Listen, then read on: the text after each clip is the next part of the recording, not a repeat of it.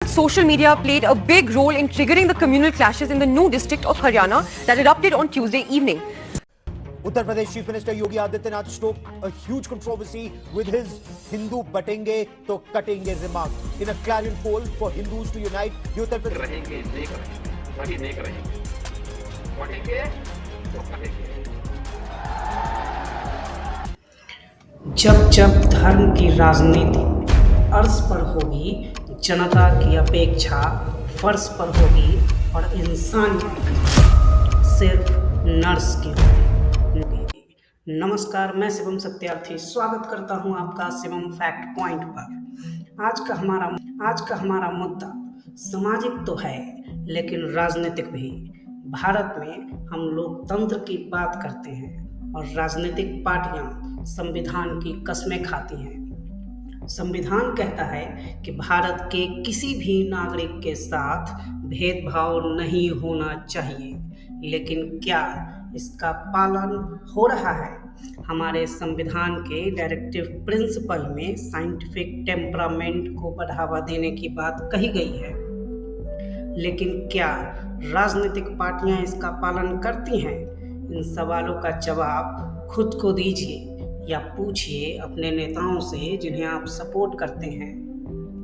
आज भारत के लोग दो हिस्सों में बटे हुए नजर आते हैं, लेफ्ट और राइट। लेफ्ट की आइडियोलॉजी लिबरल नजर आती है तो वहीं दूसरी ओर राइट विंग धार्मिक मुद्दों पर हिंसक नजर आती है। आज हम बात करेंगे राजनीति की, जिसने समाज को बांटने का काम किया है।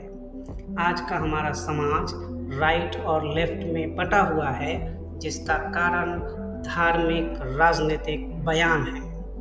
जीवन के सपनों से जुड़ा हुआ है। तुम उसे छीनने की बात कर रहे हो अपने मैनिफेस्टो में।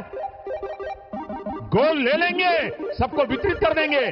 और पहले जब उनकी सरकार थी उन्होंने कहा था कि देश की संपत्ति पर पहला अधिकार मुसलमानों का है। इसका मतलब ये संपत्ति इकट्ठी करके किसको बांटेंगे? जिनके ज्यादा बच्चे हैं उनको बांटेंगे। जीवन के सपनों से जुड़ा हुआ है। तुम उसे छीनने की बात कर रहे हो अपने मैनिफेस्टो में। ये अर्बन नक्सल की सोच, मेरी माताओं बहनों, ये आपका मंगलसूत्र भी बचने नहीं देंगे। कि आपकी संपत्ति का सर्वे करेंगे। हमारी माताओं बहनों के पास जो स्त्री धन होता है, जो मंगलसूत्र होता है, उसका सर्वे। हम बात इतिहास की नहीं करेंगे, क्योंकि कहा तो यह जाता है कि इतिहास से सबक लिया जाता है। शायद इसीलिए इतिहास पढ़ा भी जाता है। अगर इतिहास से सबक लिया गया होता तो शायद समाज आज हिंसक भीड़ की तरह नजर नहीं आता। हाल ही में संभल में हुए धार्मिक हिंसा उस कट्टर राजनीतिक सोच को दर्शाता है, जिसके कारण 5 से 6 लोगों की जानें गई। किसने किया, कैसे किया, क्यों किया, कहाँ किया, क्या ये साजिश थी? इन सब सवालों का जवाब इन्वेस्टिगेटिंग एजेंसी को देना है। लेकिन एक समाज के तौर पर लोग हिंसक भीड़ बना दिए गए हैं या फिर सिर्फ एक भीड़ की तरह नजर आते हैं? क्या यह भीड़ असल है या पैसे देकर दंगा करवाए जाते हैं? इसका जवाब आगे इसी वीडियो में मिलेगा, इसलिए वीडियो पूरा देखिए। क्या हिंसा आपसी रंजिश की वजह से है या फिर धार्मिक है? इसका जवाब राजनीतिक है। अलग अलग चश्मे से है, जो इसे कई तरह से देखती है और फिर समझती है। जब एक मुस्लिम लड़का एक हिंदू लड़की की हत्या करता है तब उसे जिहाद का नाम दिया जाता है। श्रद्धा हत्या केस में वही हुआ जब आफ्ताब ने उसकी हत्या की। मीडिया रिपोर्ट के अनुसार श्रद्धा के शरीर के कई टुकड़े किए गए थे, क्योंकि श्रद्धा की हत्या एक मुस्लिम लड़के ने की थी।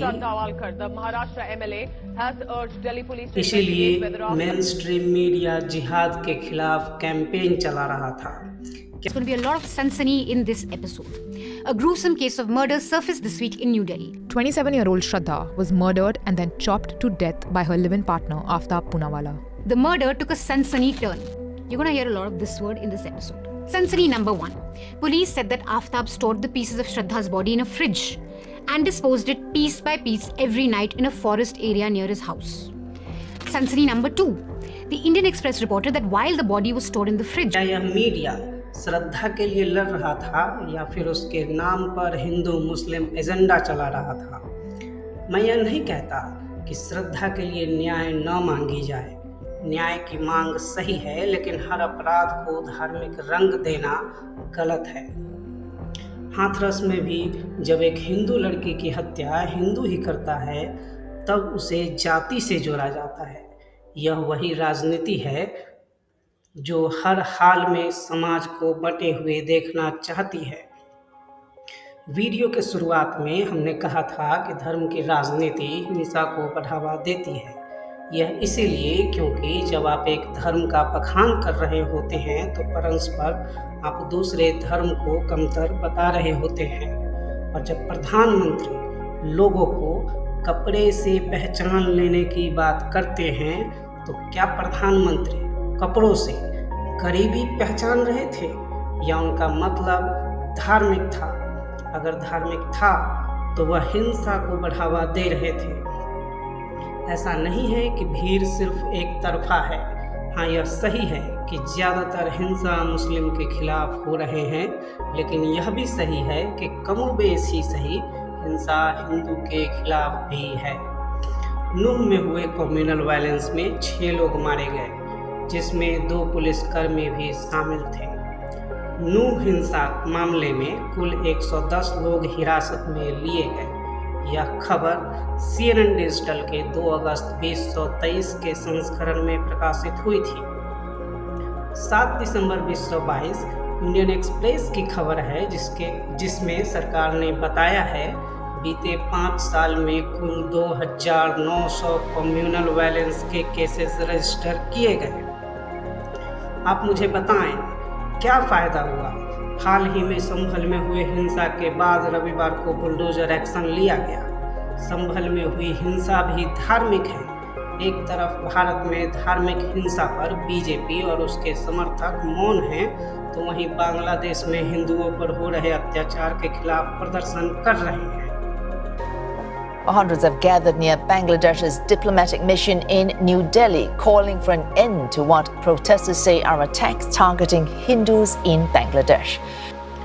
नेताओं के इलेक्शन में दिए गए बयान भी धार्मिक उन्माद को बढ़ावा देते हैं। द हिंदू की 27 फरवरी 2024 के संस्करण में छपे रिपोर्ट के अनुसार 75% हेट स्पीच बीजेपी शासित राज्य में दिए गए, जिसमें 36% इवेंट में सीधा निशाना मुस्लिम थे। इसका असर समाज पर भी साफ दिख रहा है।